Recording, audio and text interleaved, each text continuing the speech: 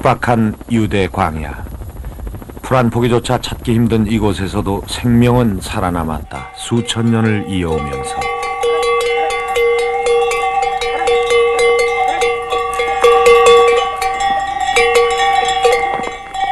오랜 세월 광야에서 유목 생활을 해온 유대인들. 그들은 양들과 여러모로 닮은 게 많다. 이들은 거친 광야에서 살아남아야 했고, 양들이 늙은 양의 보호와 방울소리를 따라 이동하듯 이들도 늘 인도해줄 누군가를 기다려왔다. 성서에는 이런 양에 대한 비유가 많이 나온다. 그 중에는 잃어버린 한 마리 양을 찾아 나선 목자의 이야기가 있다. 풀 한 폭이 없는 척박한 땅에서 태어난 새끼 양은 그래도 서서 걸어야 한다. 탯줄을 잘라줄이 아무도 없는 이 메마른 광야에서 살아야 하기 때문이다.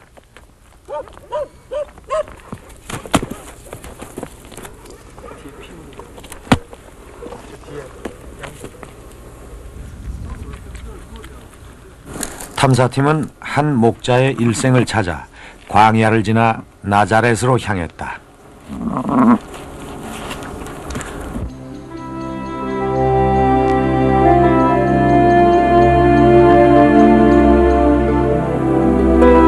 나자렛. 2000년 전 이 이름 없던 초원에 마리아라는 한 여자가 살고 있었다. 우리는 세계 각국에서 보내온 마리아와 아기 예수의 그림을 통해 마리아를 새롭게 만날 수 있었다.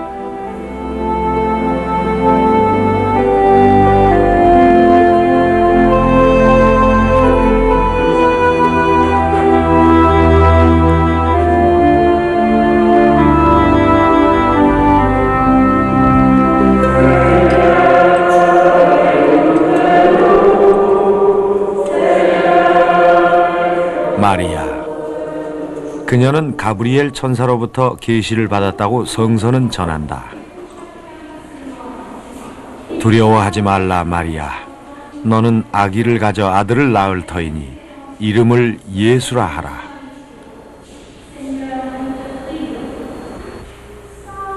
천사는 이곳으로 들어와 마리아에게 수태를 알렸다고 한다. 마리아는 여기서 천사에게 대답한다. 이 몸은 주님의 종입니다. 지금 말씀대로 제게 이루어지기를 원합니다. 그로부터 몇 달 뒤 마리아는 약혼자 요셉과 함께 베들레헴으로 떠난다. 로마 황제 아우구스투스가 호족 등록을 명령했기 때문이었다. 현재 베들레헴으로 가는 길은 쉽지만은 않다. 베들레헴은 웨스트뱅크 내 팔레스타인 자치지구에 속해 있어 반드시 이 검문소를 통과해야만 하기 때문이다. 노란 번호판을 단 이스라엘 시민권 소지자는 그냥 통과하지만 서안 지구에 사는 파란 번호판의 팔레스타인인들은 엄격한 검문을 받아야 한다.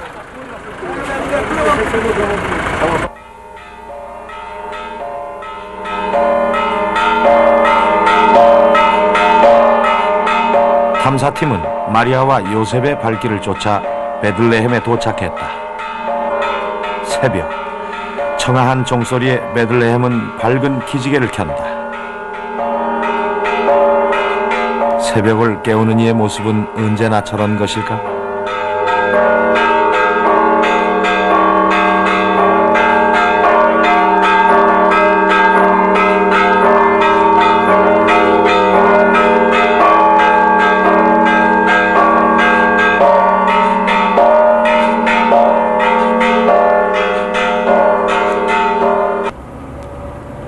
마리아와 요셉은 호적을 등록하기 위해 본적지인 베들레헴에 도착했다. 그러나 모든 여과는 이미 만원이었다. 결국 만삭이 된 마리아는 동굴 속 마굿간에서 여장을 풀었고, 예수는 바로 그 마굿간에서 태어났다고 한다. 지금 그곳을 가기 위해서는 좁은 문을 통과해야 한다.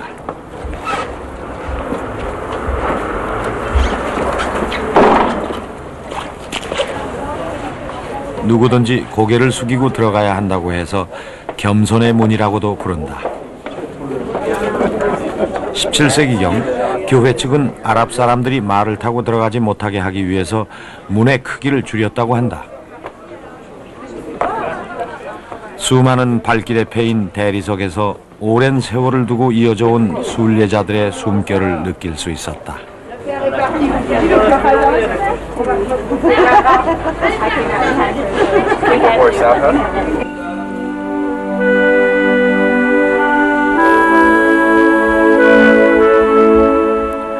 마국간 자리라고 전해지는 이곳은 기독교를 공인한 로마 황제 콘스탄티누스의 어머니 헬레나가 발견했다.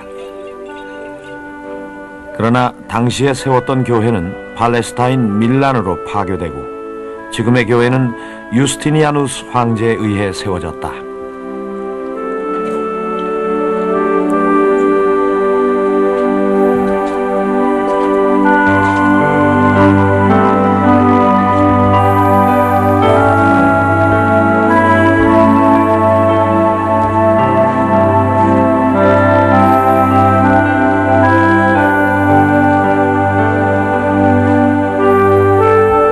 이 예수 탄생 동굴 안에는 크리미아 전쟁의 원인이 된 별이 있다. 가톨릭 교회가 만든 별을 러시아 정교회가 제거하자 이 지역을 지배하던 오스만 터키가 원상 회복을 요구하면서 분쟁이 일어난 것이다.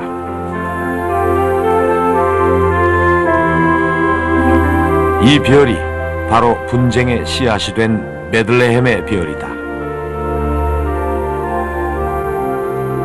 이곳은 예수가 탄생한 자리라고 전해진다.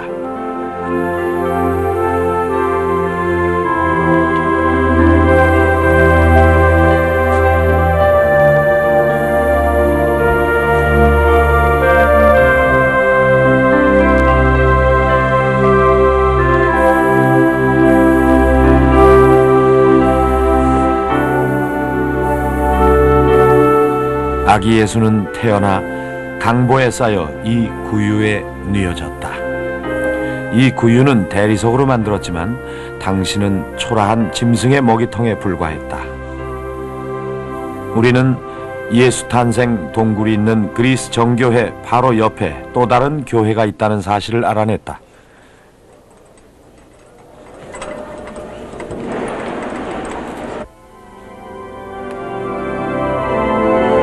매년 크리스마스 이브에 이곳에서 열리는 자정미사는 전 세계로 위성 중계된다. 예수가 태어났을 때 별을 보고 온 동방의 박사들은 유대왕 헤롯에게 새로 태어난 왕이 어디에 있느냐고 묻는다. 긴장한 헤롯은 제사장에게 물어본 후 그곳이 베들레헴임을 알아낸다.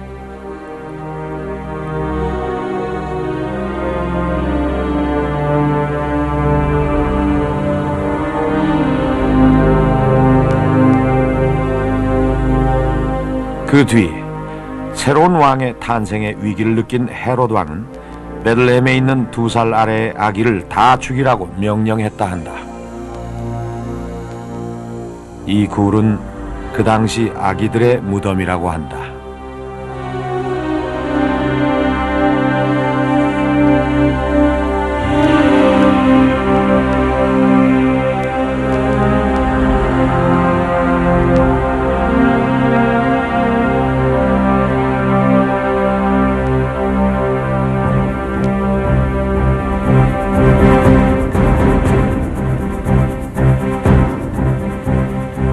바로 그 헤롯 왕이 만든 항구 도시 가이사리아. 로마 황제 시저 아우구스투스는 헤롯에게 이 지역을 하사한다. 감격한 헤롯은 이곳을 큰 항구 도시로 만들고 그 이름을 가이사리아라고 지었다. 히브리어로 시저란 뜻이다.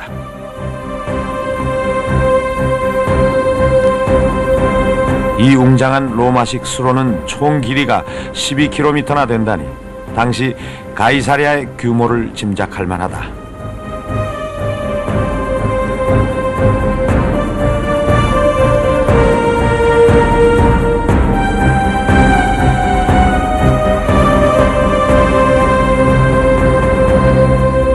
당시 로마 행정본부와 예수를 재판한 빌라도의 총독 관저도 이곳에 있었다.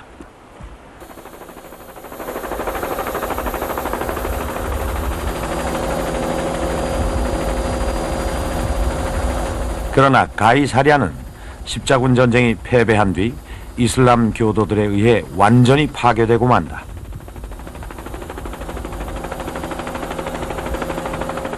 헤롯 궁전도 모두 파괴되어 기둥만이 외로이 물속에 잠겨 있다.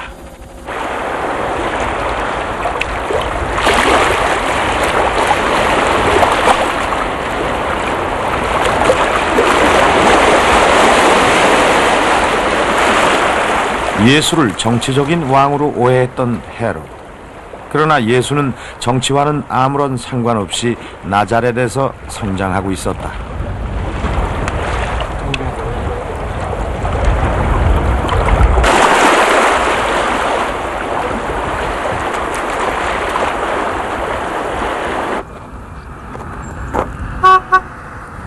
헤롯의 박해를 피해 이집트로 갔던 예수는 고향 나자렛을 떠나 요르단강으로 온다.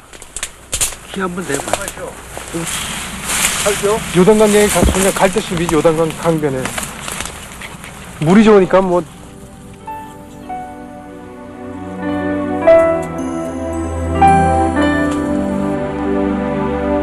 탐사팀은 예수의 행로를 따라 요르단강으로 왔다.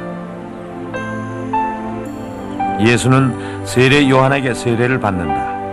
당시 정경을 성서는 이렇게 묘사하고 있다. 예수가 물속에서 올라올 때 하늘이 열리고 성령이 비둘기같이 내리며 이런 음성이 들렸다고 한다. 이는 내 기뻐하는 아들이며 내 사랑하는 자이다.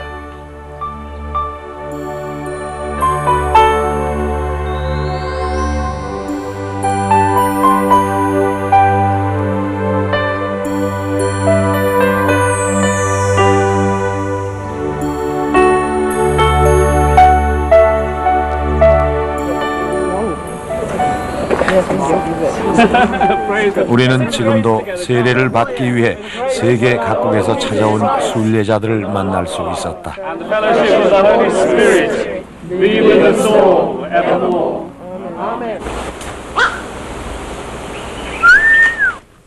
누군가 죽었을 때 기독교도들은 이런 노래를 부른다. 며칠 후 요단강 건너가 만나리. 며칠 후 요단강 건너가 만나리.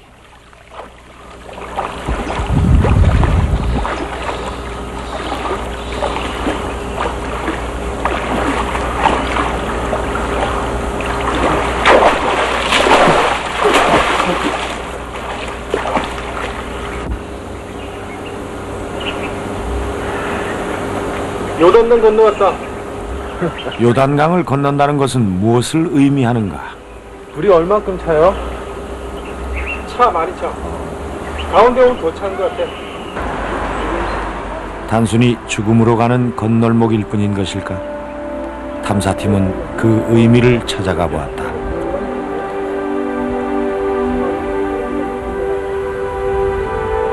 젖과 꿀이 흐르는 땅을 찾아 모세를 따라온 유대인들. 그들에게 요단강은 약속의 땅 가나안으로 가는 마지막 관문이었다.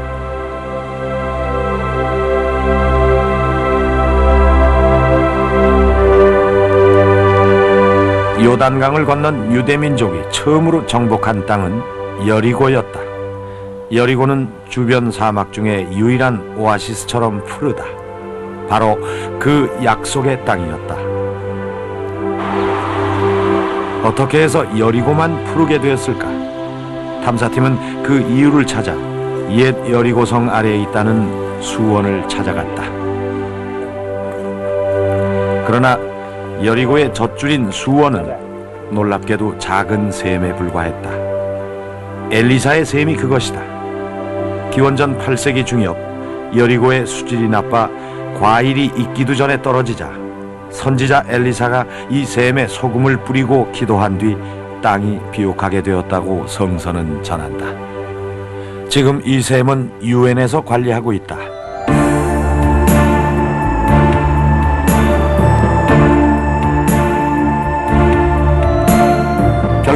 요단강을 건넌다는 것은 죽더라도 행복한 저 세상으로 간다는 의미일지도 모른다. 탐사팀은 요단강이 어디서 시작되는지 그 발원지를 찾아갔다.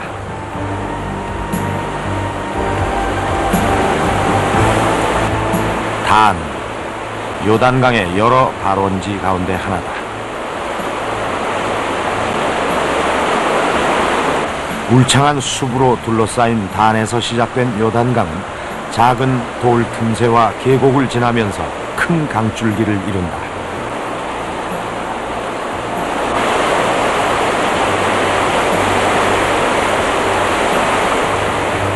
이건 좀 넓은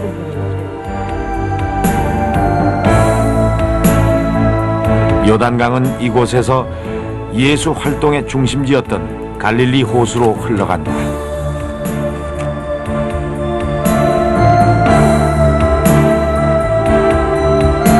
갈릴리 바다를 두루 돌아 흐르던 요단강은 다시 사해로 들어간다. 탐사팀은 구약 성서의 소돔과 고모라의 얘기를 담고 있는 사해 앞에 소돔산으로 갔다.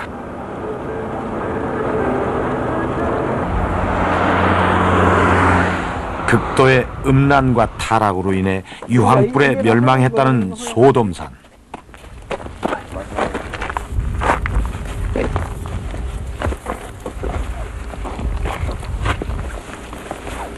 짜요. 소금. 짜요. 오케이. 자, 앞에 한번 가봅시다. 산 전체가 소금이다.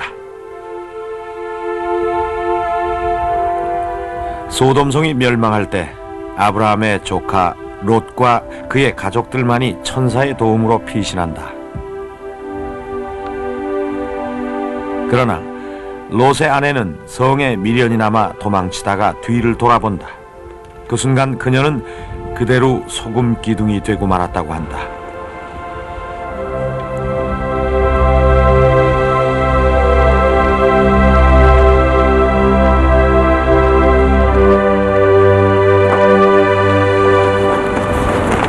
탐사팀은 이 거대한 산과 바위가 무엇으로 이루어졌는지 궁금했다. 소금이네. 전체가 소금인가? 그럼? 소금. 놀랍게도 이 지역 전체는 모두 소금이었다.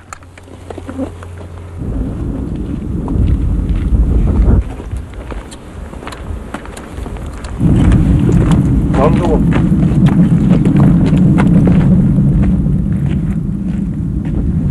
소금. 얼음 가장. 집에 하나 가져가요. 소금 위에 흙먼지가 뿌옇게 앉아있는 것이었다.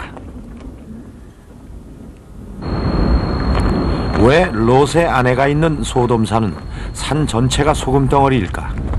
우리는 소돔산 바로 옆에 사해가 위치하고 있다는 사실을 발견했다. 소금 결정체가 수정처럼 반짝이는 사해에 들어가면 몸이 저절로 물에 뜬다. 탐사팀은 직접 실험해봤다. 누워봐 뒤로. 팔 비고. 수영하는 척 하면 안 돼. 이렇게 비어야지 표시나지. 등으로 비어. 손 이렇게 눕고 손으로 이렇게 비고. 이렇게. 그래. 인근의 산들이 소금이라는 사실이 쉽게 이해됐다.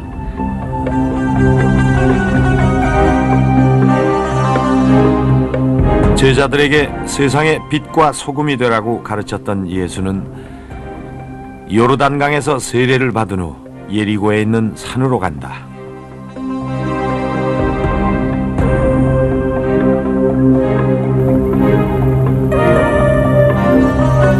이 산에서 40일간 금식하며 기도하던 예수는 사탄에게 3가지 시험을 받았다고 한다.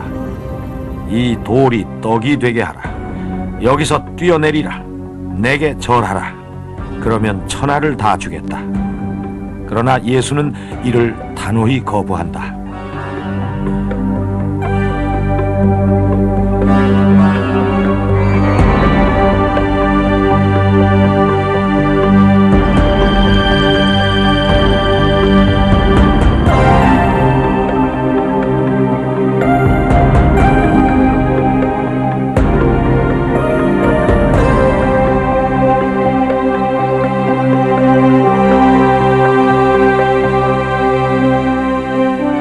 시험산에서 내려온 예수는 아름다운 갈릴리 호수와 그 주변 지역에서 본격적인 활동을 시작한다.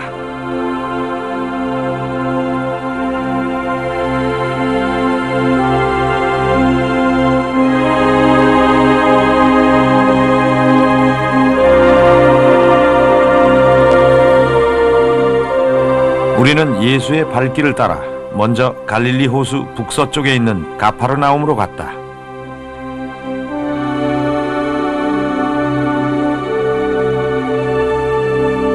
가파르나움에 있는 이 유대인 회당에서 예수는 성서를 가르치며 병자를 고쳤다고 한다. 안식일에 병자를 고치는 등 예수의 활동은 당시 전형적인 유대인들과는 상당한 차이가 있었다.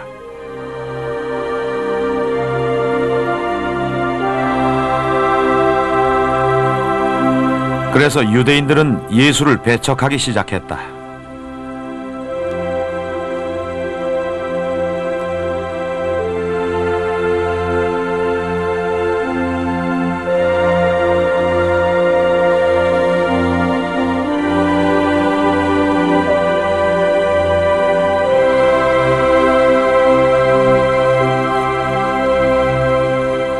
탐사팀은 예수 당시의 전형적인 회당이 골란고원 깊숙이 있다는 사실을 알고 이를 찾아 나섰다.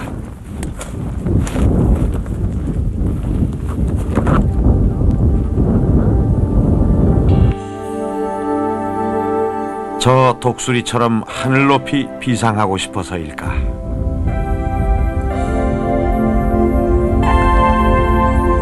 아말라 회당. 다른 회당과는 달리 이 골란고원 기슭까지 들어온 이유가 무엇일까?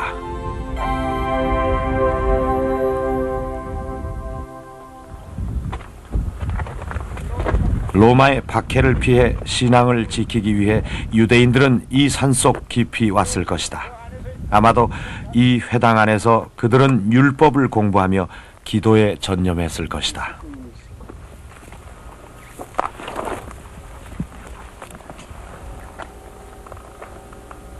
그러나 당시 예수는 이들과 달리 새로운 길을 제시했다. 형식에 얽매이지 않고 참사랑을 실천하라.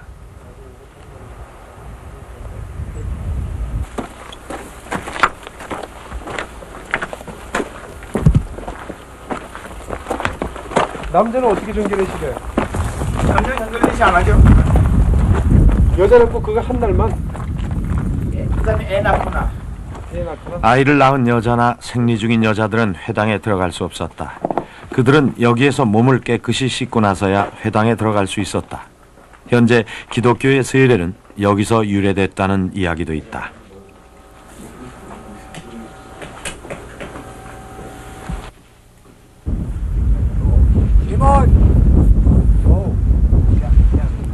유대인들의 율법주의를 비판했던 예수는 유대인의 반발이 심해지자 더 이상 회당에서 활동할 수가 없었다. 그는 갈릴리 호수와 들판에서 가르침을 폈다. 알로! 예수는 이 갈릴리 호수에서 제자들을 불렀다. Excuse me? I have a problem with the engine because that they didn't answer you. 밤새 고기잡이에 실패한 베드로와 안드레아. 예수는 그들의 배를 빌려 탄다. 예수는 두 사람에게 이렇게 말한다. 나를 따라오너라. 내가 너희를 사람을 낚는 어부가 되게 하겠다. 탐사팀은 어부 두 사람을 설득해서 갈릴리 호수에서 고기잡이를 했다. 2000년 전 베드로가 예수를 만나기 전에 했던 것처럼 갈릴리 호수에서는 암논, 무싯재, 메카시, 사딘 등 다양한 종류의 고기가 잡힌다. 여기서 잡히는 고기 중에 일명 베드로 고기라는 것이 있다.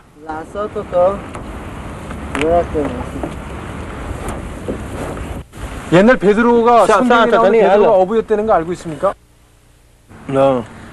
자기들은 전혀 모른답니다. 크리스찬인가요? 아템데 예우dim, 노쭈림. 자기들은 전부 다 그 쭈라고 합니다. 이 어부들은 베드로가 누구인지 관심조차 없었다. 그러나 그들은 열심히 베드로 고기를 잡았고 팔았다.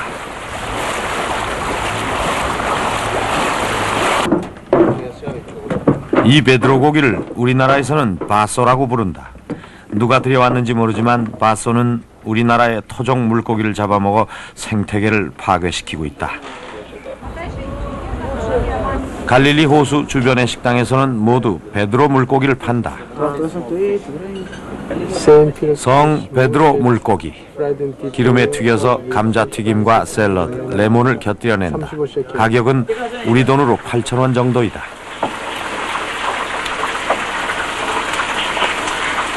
요리법은 간단하다. 내장을 빼내고 기름에 튀기기만 하면 된다.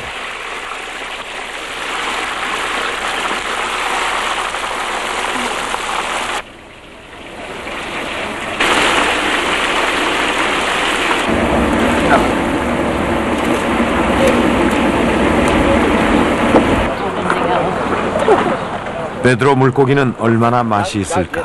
탐사팀은 관광객들로 붐비는 식당에 들어갔다. Korean television. Korean television. And making documentary on Israel. How's it taste like? Very nice. St. Peter's fish. Is that Very nice. very nice? Yeah. You know why that fish is called St. Peter's fish? No, I don't. You don't know? You know? I have a guess. Because What about the Bible? was Peter was a fisherman. Yeah. No, Peter. I said he was a fisherman, wasn't he? Yeah. Peter in the Bible. Yeah. 우리는 갈릴리 호수를 뒤로 하고 산상수훈으로 알려진 팔복산으로 향했다. 예수는 이곳에서 5천여 명의 사람들에게 자신의 사상을 설파한다.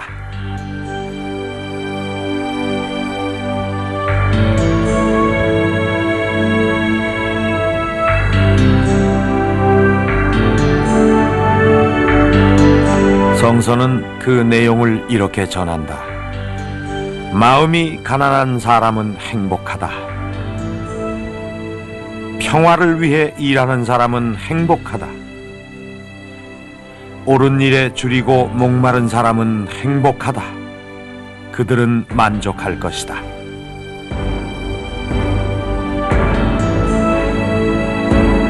예수는 형식에 얽매인 유대인은 신랄하게 비판했지만 갈릴리 근방의 가난한 사람들은 따뜻하게 위로하며 가르쳤다고 한다.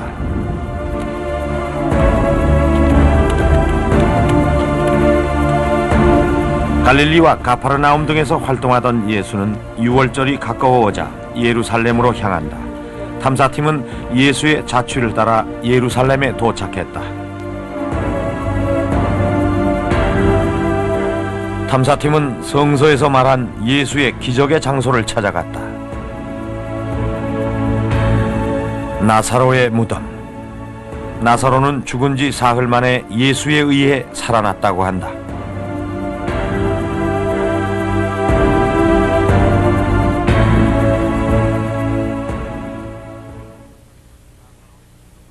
탐사팀은 나사로의 무덤을 뒤로 하고 예수의 발길을 다시 따라갔다.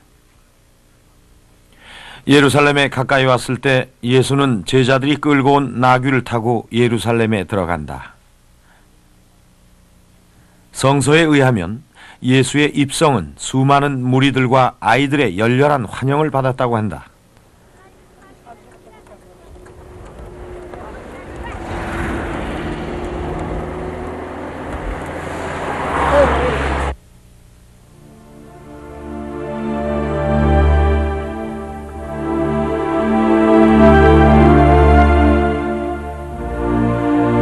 그러나 예수는 예루살렘 입성 후 자신이 가야 할 길을 알고 있었다.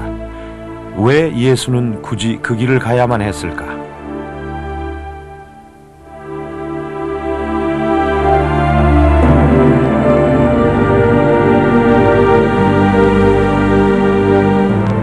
감람산에 올라가면 예루살렘이 가장 잘 보이는 곳이 있다. 탐사팀은 예수가 예루살렘을 쳐다보며 눈물을 흘렸다는 곳으로 갔다. 성서는 예수가 여기서 예루살렘 성의 멸망을 예언하며 울었다고 전한다.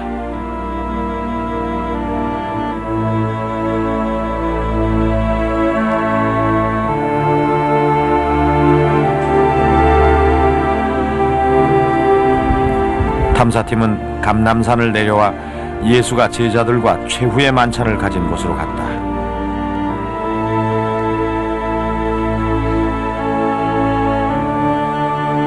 일명 마가의 다락방이라 불리는 이곳에서 예수는 제자들의 발을 직접 씻기고 떡과 포도주를 나누면서 예수 자신을 기념하라고 당부한다. 현재 기독교의 성찬식은 여기에서 유래했다고 한다. 그 자리에서 예수는 제자들 중에 자기를 배반할 자가 있다고 말했다고 한다.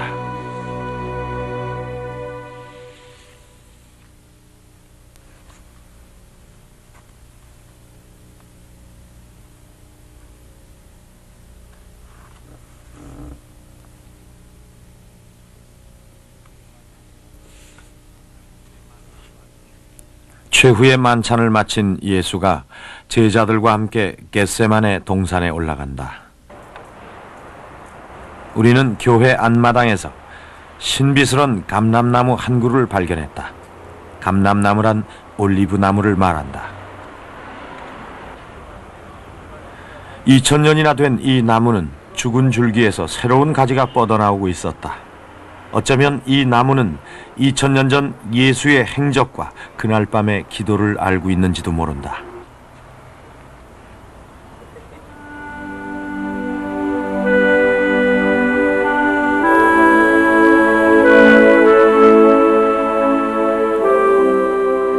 예수는 이날 심한 고민에 빠져 제자들에게 자신을 위해 기도해달라고 부탁했다고 한다.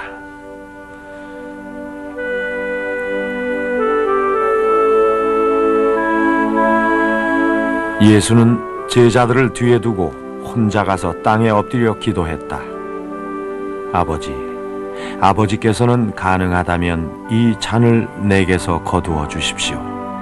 그러나 내 뜻대로 마시고 아버지의 뜻대로 하소서. 이 바위가 예수가 기도했다고 알려진 바위이다.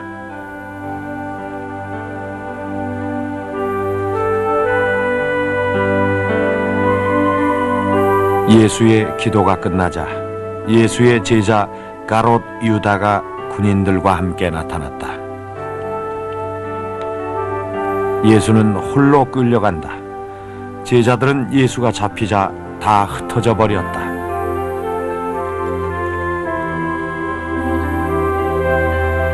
예수 당시에 있었던 이 벽 아래의 돌들은 예수가 어떻게 끌려갔는지 알고 있었을 것이다. 지금 이 자리는 당시 빌라도의 법정이었다. 예수는 이곳에서 재판을 받는다.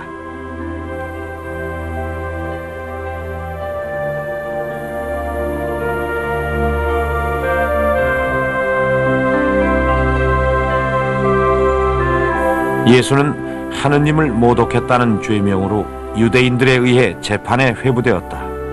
빌라도는 손을 씻고 나서 예수를 유대인에게 넘긴다.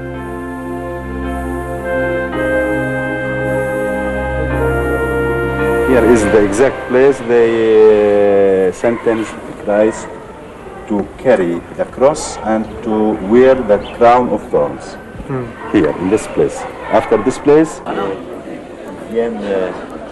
예수가 십자가형을 선고받았던 이곳에는 매주 금요일 오후 3시에 프란치스코 수도회에서 주관하는 예수 십자가의 길에 동참하고자 세계 각지에서 사람들이 몰려온다. Can I ask you where you're from? England. England. What about you? I'm from New Zealand. New Zealand. Chile, Argentina, from Germany. Philadelphia, Philadelphia. Pennsylvania, United States. Verso il luogo del cranio detto in ebraico Golgota.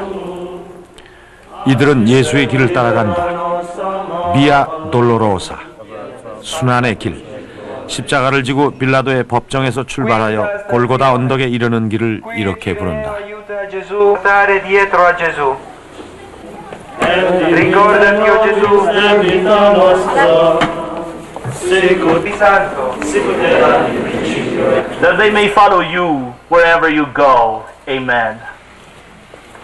Pater noster, Qui es in celis, sanctificetur.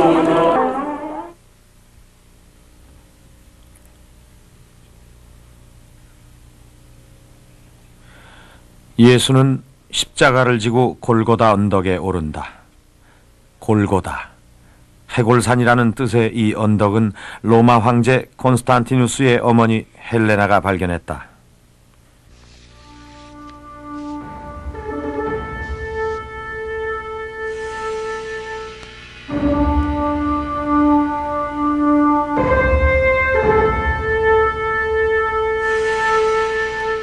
우리는 성서에 기록된 대로 죽음을 향해 나아가던 한 젊은이의 길을 따라가 보기로 했다.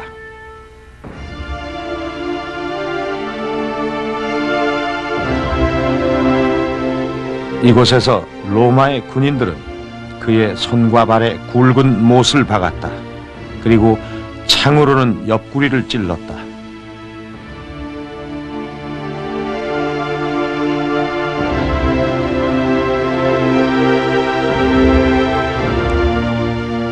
제자들은 모두 도망갔으며 주위엔 어머니 마리아와 몇 명의 여인만이 남아 있었다.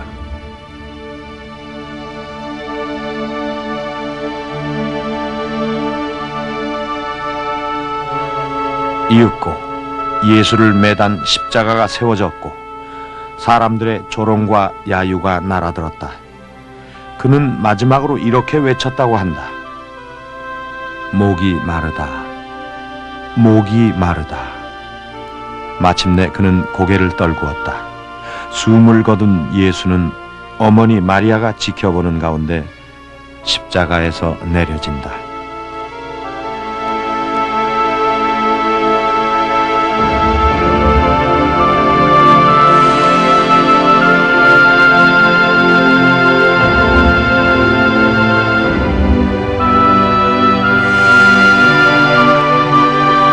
그는 가난한 사람의 벗으로 고통받는 사람의 친구로 살고자 했었다.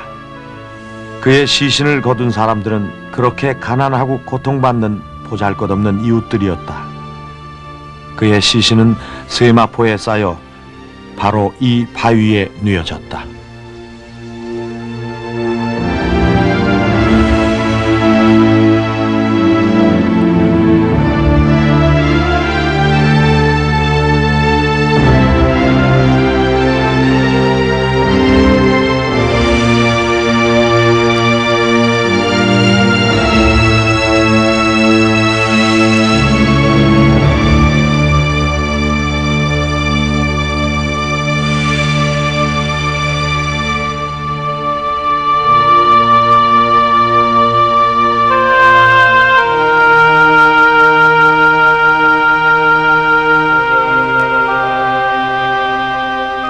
그들 중에 아리마대 지방에 사는 요셉이라는 사람이 빌라도 총독에게 예수의 시신을 인도해달라고 간청했다.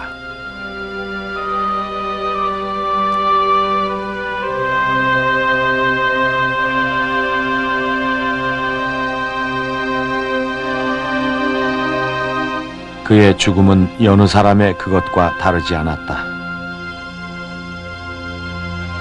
오히려 더욱 깊은 외로움과 고통 속에 죽었으며 이곳에 묻혔다. 로마의 군인들이 그의 무덤을 지켰다. 사람들은 그게 마지막이라고 생각했다. 모든 게 끝난 줄 알았던 것이다.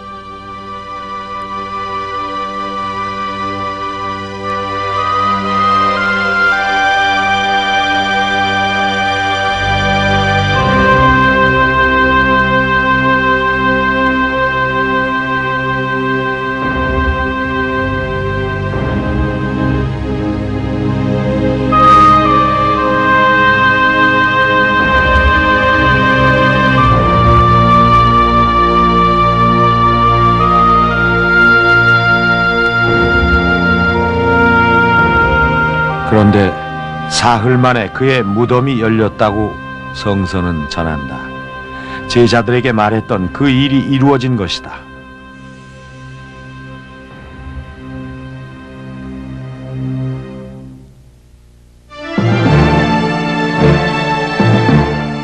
예수, 가난한 목수의 아들로 태어나 불과 30의 나이에 이 세상을 구원하겠다고 외쳤던 젊은이. 그런지 3년 만에 처참한 최후를 맞아야 했던 외로운 젊은이. 그의 부활을 두고 사람들은 여전히 많은 논란을 벌인다.